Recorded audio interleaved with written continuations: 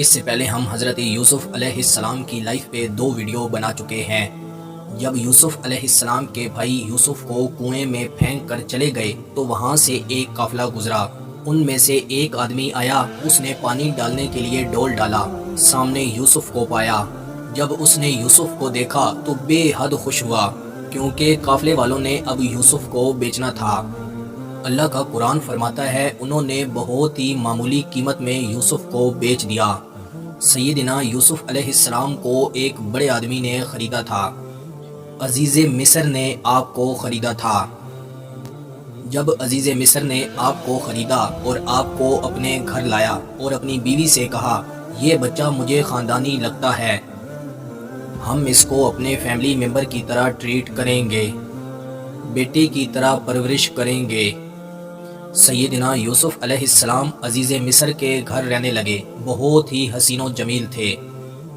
عزیز مصر کی بیوی، جس کا نام تاریخ میں زلیخا بتایا جاتا ہے، اس نے یوسف علیہ السلام کو ورگلانے کی کوشش کی، اپنی طرف مائل کرنا چاہا۔ یوسف علیہ السلام اسے اگنور کرتے۔ ایک دن عزیز مصر کی بیوی نے حد کراس کر دی، یوسف علیہ السلام سے کہنے لگی یوسف اندر آؤ، تمام دروازے بند کر دیے، اور پھر یوسف سے کہنے لگی یہ سارا کام میں نے تیرے لیے کیا ہے۔ یوسف علیہ السلام نے فوراً کہا معاذ اللہ، اللہ کی پناہ۔ حضرت یوسف علیہ السلام فوراً دروازے کی طرف بھاگے۔ اس نے پیچھے سے قمیض پکڑی، جس سے یوسف علیہ السلام کی قمیض بھی پھٹ گئی۔ اتفاق کی بات یہ ہے کہ آخری دروازے پہ عزیز مصر کو پایا۔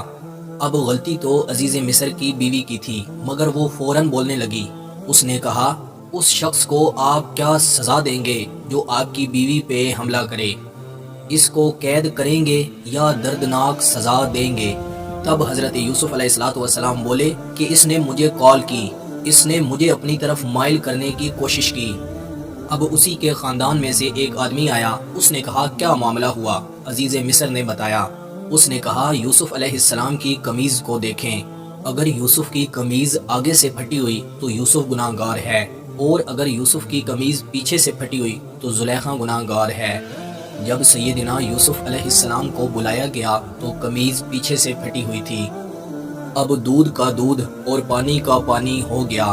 عزیز مصر نے کہا یہ تم عورتوں کی چال ہے، تمہاری چال بڑی خطرناک ہوتی ہے۔ یوسف علیہ السلام کو عزیز مصر کہنے لگا اسے اگنور کرو، اور اپنی بیوی سے کہا کہ تم توبہ کرو۔ آنے والی ویڈیو میں ہم دیکھیں گے کہ یوسف علیہ السلام کو کیسے جیل میں ڈالا گیا۔ میں امید کرتا ہوں کہ آپ کو یہ ویڈیو پسند آئی ہوگی۔ مزید ایسی ویڈیو دیکھنے کے لیے ہمارے چینل کا وزٹ کریں۔ جزاک اللہ۔